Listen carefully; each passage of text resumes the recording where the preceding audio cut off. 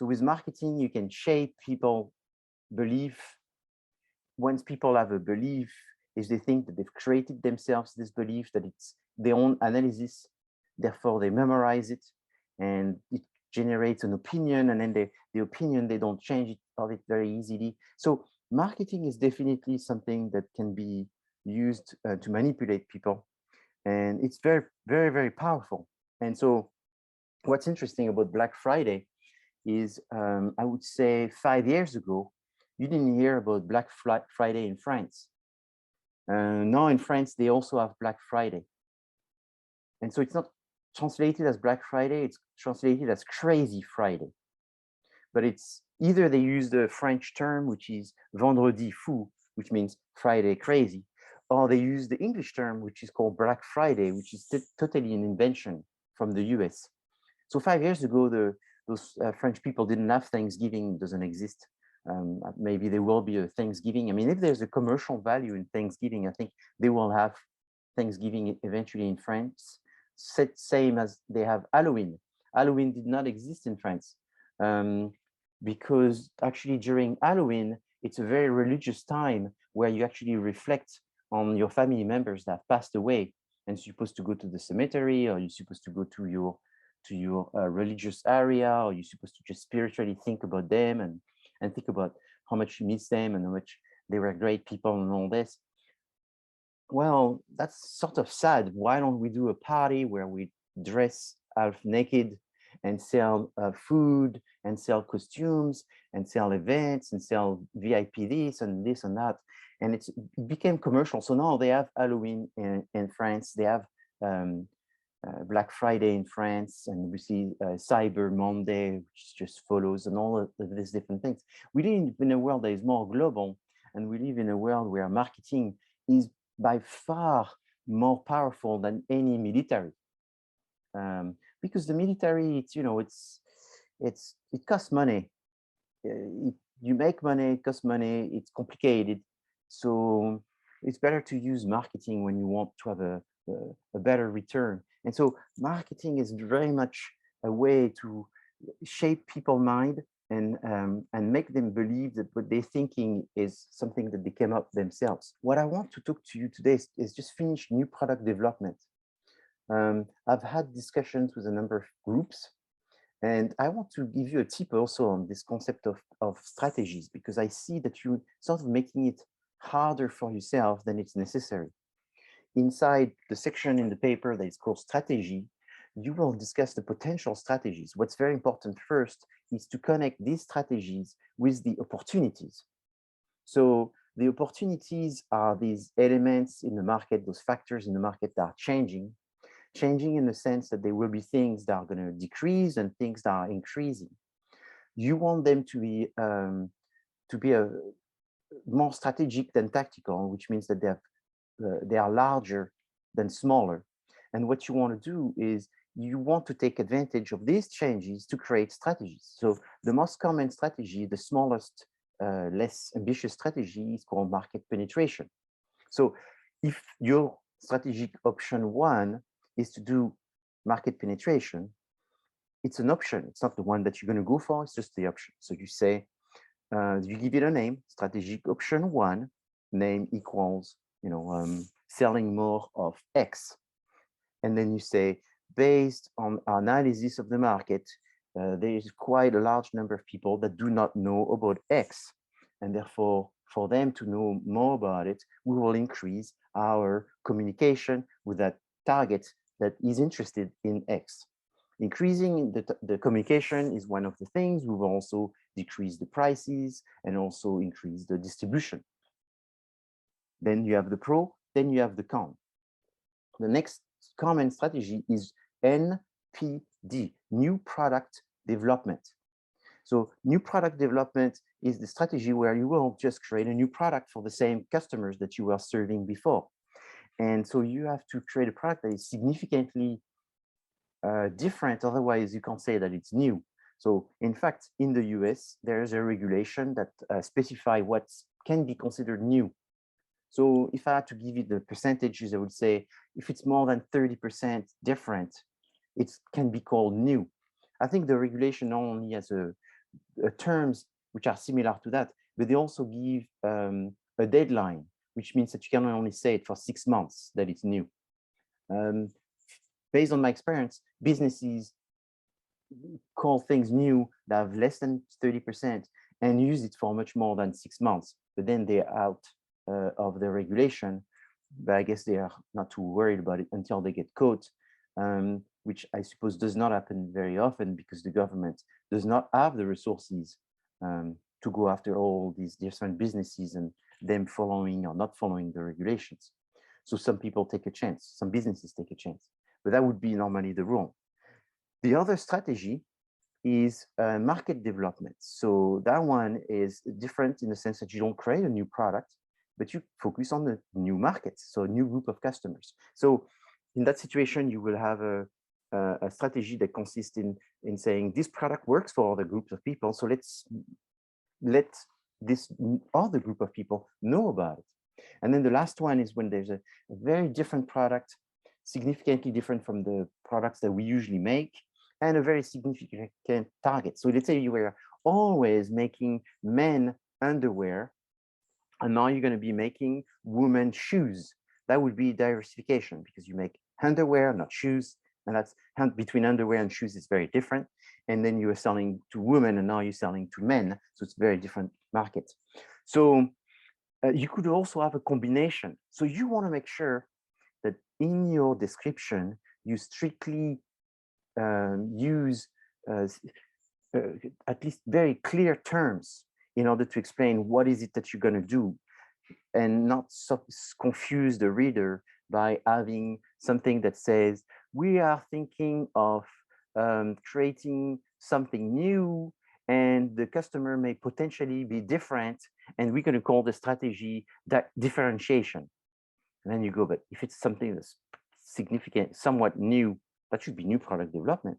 And for a group that is quite different, that should be market development. And then you're saying differentiation. Could it be that you have 3 strategies? So you can combine strategies where you would say the first option, strategic option, is a combination of 3 strategies. We will be making a new product for a new target, and we will try to be differentiated, which is that it's going to be different than what our competitors are doing in terms of the way it works or the way it looks. And that's okay. So you can have a combination. I don't want you to think that strategic option can only be one and that they cannot be combination. Obviously, if you have a combination of more than 3 strategies, it becomes a little complicated to understand what this is about. So it's a question of parsimony. Parsimony is when you explain something to someone, if it's too complicated, they won't understand. If they don't understand, it might be not very practical. And if it's not practical, it's unlikely that it's going to work. It doesn't mean that in business, only simple thing works, but it's, I would say, very common that complicated things don't work. So simpler in business is better. And if you can explain it in a way that it's simple, it's probably most likely to work. More than 3 strategies combined together, it seems to me that it's going to be a complicated strategy option, and therefore that may be the reason why you don't actually select it. It's because it's too complicated. It's going to take too much time, too much resources, and there are too many potential for failures. Okay, so do you have Your any questions? margins first.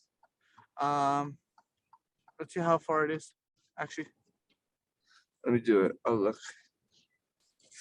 Do you have any Let's see what's- questions?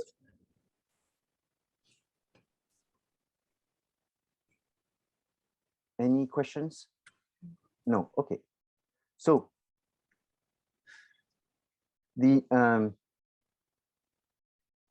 when you look at the new product development strategies, you have 8 steps.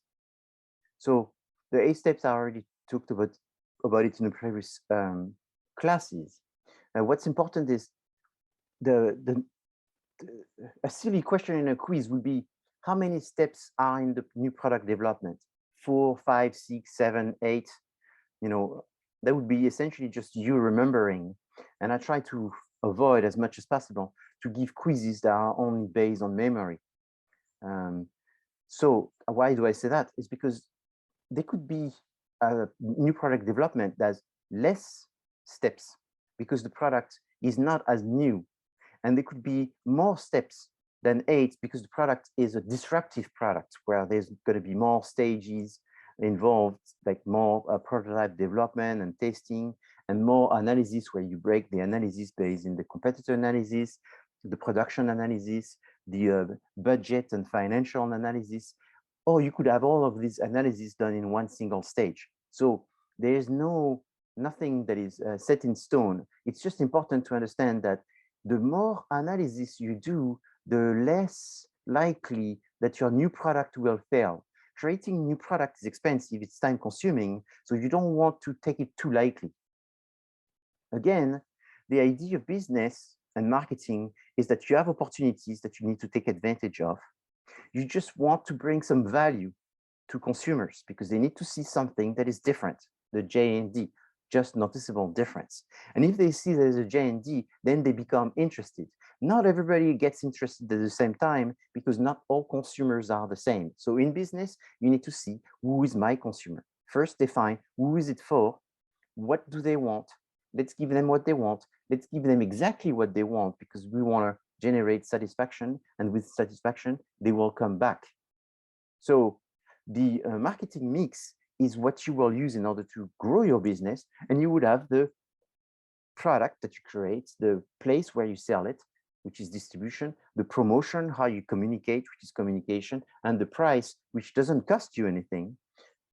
The other one, product, promotion, place, cost you. There's a cost associated with these activities versus pricing is essentially just determining the price. Obviously, it costs you a lot if you make the wrong price.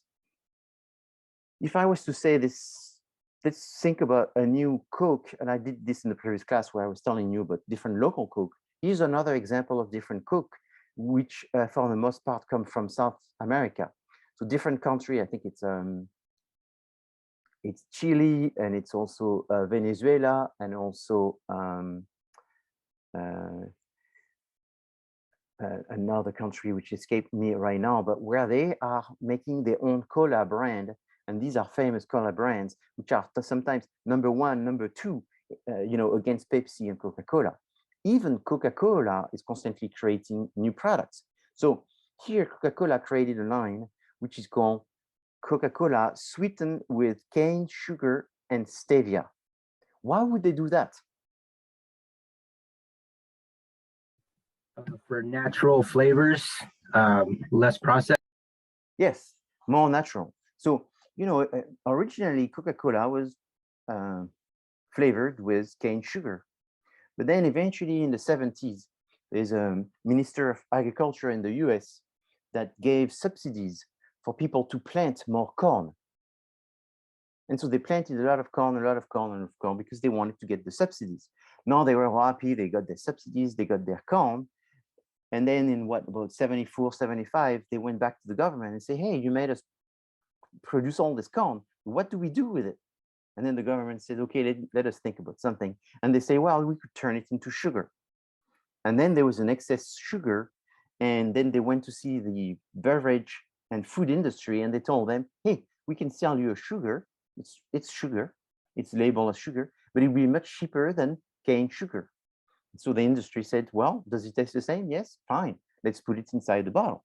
And then with time, people, these things don't happen. It's not like journalists, they can tell you the news of the day, but that news of the day doesn't stand with time, because with time, it's the news, the legal news. So the legal news takes some time. So it took several years for the lawyers to come in the middle and say, wait a minute. This is high sugar, fructose corn sugar, and it's not good for your health.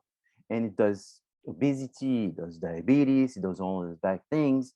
And so therefore we're going to sue people that are using it too much and all this and create all kinds of troubles. So at that time, they went back to the chemical industry, and the chemical industry said, oh, we're going to make another kind that is much better for you because it's all form of technology. So the people went and said, oh, technology, gee, I believe in technology. If it's technology, it's better than nature. It comes out of a machine, it's better than nature. So then they started consuming all the products that were supposed to be so much better, aspartame and all of this. And then they went like, ooh, there's a problem. That's even worse than everything before. So then they stopped it, and they created every other next innovation that happened to be maybe even worse than the previous innovation, for people to eventually revert and say, hey, I want cane sugar. And then so you can imagine the producer saying, man, this is a crazy world. It's a circle where we went from cane sugar to all kinds of things, and now we're back to cane sugar. And so there you go. So Coca-Cola is following, and what are they following? They're following what's called opportunities.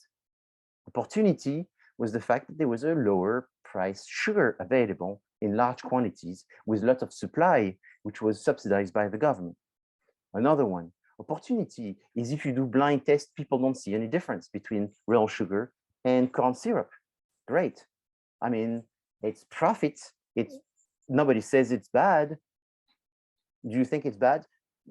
Well, I'm not an expert. It tastes the same. The government says, okay, it's okay. And so then they started saying, you know what, there's some smarty pants that came with a product called Big Bull. Or what was it? Not that Big Bull. Red Bull? Yeah, Red Bull. They came up with some product called Red Bull, and that's creating all kind of problem for us. So we need to create a version of the Coca-Cola Red Bull. So they started doing Coca-Cola with coffee and all of these things. And it's like, that's okay, it worked in this country, but it doesn't work in the other countries. So then they have the zero sugar, they have the flavor, then they have the Coca-Cola energy. And so new product development is constantly thinking not about creating new products, but thinking about what are the competitors doing, what are the customers wanting, and constantly adapting. And here's another adaptation of a variety of Coca-Cola with different flavors. So you can imagine you have the lemon and you have the lime, and then you have the light lemon, the light lime, and it keeps on going with various cola. So then they said, you know what, we're going to do the Coca-Cola Plus. So it's a Coca-Cola which has some kind of enzyme or something like that. It's going to help you with your digestion, you know. And then Good digestive. yeah, so it's like that's more what the business. I mean, it's cognac, you know. So it's like the effect of cognac, digestive, but mine is bad. I don't recommend it. It's alcohol. Alcohol is bad for you. So I recommend water. I recommend government-produced tap water. My lawyer told me to say that. The other product is I find interesting is a Fever Tree that created this tonic water. So then there was a big trend towards tonic water. People use them for making their own little cocktails and things like that. And they use the brands that are part of the big corporation. And they do that because that's the most available. So they use what's more available. And then someone decided to make a quality tonic water. I mean, the tonic water was essentially getting worse and worse and worse because the big company became more and more the monopoly. And so people didn't think outside of tonic water. And someone came and say, hey, let's make a revolution by bringing back quality tonic water. So Fever Tree, which was available just in some specialty store, now is available everywhere. And so that's new product development that comes from an opportunity, which was people are using more tonic water and people are looking for a better solution. Even Coca-Cola saw that because they created a signature mixers where they make their own mixers. They are small batch number with different flavor profiles that people can use. So instead of using the standard Coke, now you can actually have a Coke that is very tuned up to what flavors people will want to have in order to make their mixology of products that they will want for a cocktail. This one I already showed you last week because I thought that was interesting. You see, in France, Coca-Cola is like in the US, it's very big, but we see it's not a typical traditional French product. So you can imagine, and I personally think it's good, that the French people are trying to stick to their own culture. But as I just mentioned when I started, is they are influenced by other cultures. And we see the American culture is a big influence in the world consumption. And so they created their local cola. And so as you can imagine, for example, this gentleman here, Auvergnat cola, you can imagine that this will not, I think, will not sell in America because it's obviously too stereotype and it doesn't bring perspective of quality. But for a French person, for some reason, they found this sort of more authentic. If it looks that funny and has this stereotype, it's probably good. The Meca Cola I spoke about last week. It's the cola made in the Middle East for people that don't like so much America and the American culture and all this. And then they want to have their own culture within. But here's another one called Alba Cola. So Alba means Scotland. You know, it's the Gaelic term for the north of Great Britain, Scotland, and so they called it Alba Cola. So we see it's made in Scotland, and it's the Coca-Cola, Scottish Coca-Cola. Obviously, a new product. This I thought was interesting for Coca-Cola. So it's what was more crazy is this was for sale at $8,000. It's supposed to be a new art. And so it's a bottle with water and some little soldier, plastic soldier inside, and for sale at $1,000. So you see, not just the metaverse is crazy, even the real world is crazy. I mean, I don't know, maybe it's me, but to me, that's crazy, $8,000 for this. Then you have also tea. Tea is evolving, and you have tea with different flavors. Here you have Coca-Cola, which is small batch flavored cola with natural flavored cola from local harvested fruits. So Coca-Cola can be very creative when you think about it. This is another style of soda produced in Quebec, and it has different flavors. And obviously, you know, it's more of a local design, but again, you're thinking about the target. So what you don't want to do in marketing or in business is produce something because you like it. I mean, that's nice, it's cute, but you want to produce something because there is a need. So in business, what are the two biggest answers for any questions? The number one is money. Money explains most of the situation. And number two is the target. There's not a bad product as long as you make money. There's no bad product as long as you satisfy a customer. So everything is always centered about, does it make money? How much money? How much does it cost? Is a cola made in Texas, Texacola. This is RC as well decided to make a more premium cola. So it's like a more expensive cola. It's called Icon Premium Cola by RC. So when you look at your market, you have three layers. You have the total number of people that drink soda. Then you have the total number of people that you could sell your new Icon cola. And then you have the number of people that you think you will sell in the first year. So this is called the TAM, SAM, SUM. And the TAM, SAM, SUM is not in the textbook. It's not in, it's not in the textbook. And you know why it's not in the textbook? What's your guess? Because it's no. Because what? So because it's not. Your idea? No. Well, it's my ID, but Well, it seems rather, yeah, it seems rather unique, you know. yes, it's not.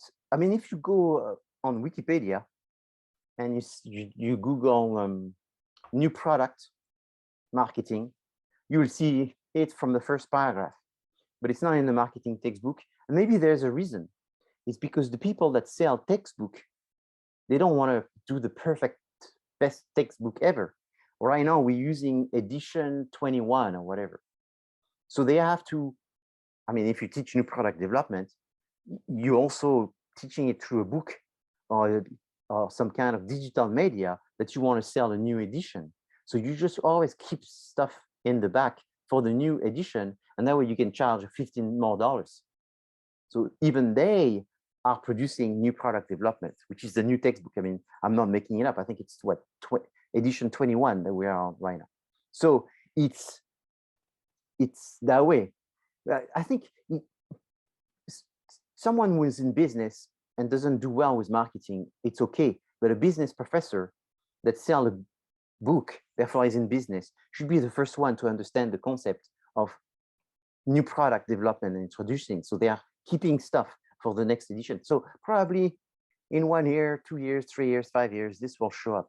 The TAM, SAM, SUM, which as I'm saying now, it's in Wikipedia. It takes you 15 seconds to find, and it's very well explained, and it's very important. You know, I just want you to know it exists. And why is it important? Because when you do you create a marketing plan, or when you write a report and you want to explain the likelihood of your new product to be sold, is you want to do a forecast of how many you're going to sell. Are you going to sell 1,000? Are you going to sell 5 million? So this forecast is usually based on how much money do we want to make? We want to make $1 million profit. So to make $1 million profit is we need to, how much we need to sell to make 30% profit. And 30% profit tells you how many products you need to sell in order with this 30% profit, how many you need to sell to make $1 million. So there's some kind of estimation. And so you have to make those estimations. But originally is you have to guess how many you can potentially sell. So therefore you have to do an analysis of the market. How many people drink cola? How many people in your area, not in the world? You know, if you're selling in Southern California, how many in Southern California drink cola? So that's the second layer, the black one. And how many can we reach? The how many can we reach is less scientific in some way, because it's based on a guess estimate on how much social media I'm going to do. Like I'm going to do 1 post a day. And with 1 post a day, I think I could sell 1,000 bottles a week. How do you come up with this number? It's a guess estimate. Now, if I was to get an influencer that posts every day, now I think I can sell 1,000 a day. But how much is an influencer every day? So then you do an estimation of how much that's going to cost. And if it's more worthwhile to sell 1,000 a week by doing the post yourself, or if it's more profitable to have the cost of the influencer to sell 1,000 a day, even though the influencer is going to be expensive. And why do you do that? Because you may be able to see that you're going to make so much profit by using the influencers that you really want to get this money. And therefore, then you have an argument to talk to an investor, because the investor, if they put their money in the bank right now, how much do they make? -1% because of the, sorry, not 1%, -5% with the inflation that we have. And therefore, if you tell them that they're going to get 22% in 6 months with your program, then they're going to take a chance. -5 on one side, +22 on the other side, they take you. But you have to have constructed some kind of rational, some kind of physical, plotted, guess estimated with as much real data as possible in order to give the belief that what you're saying is true.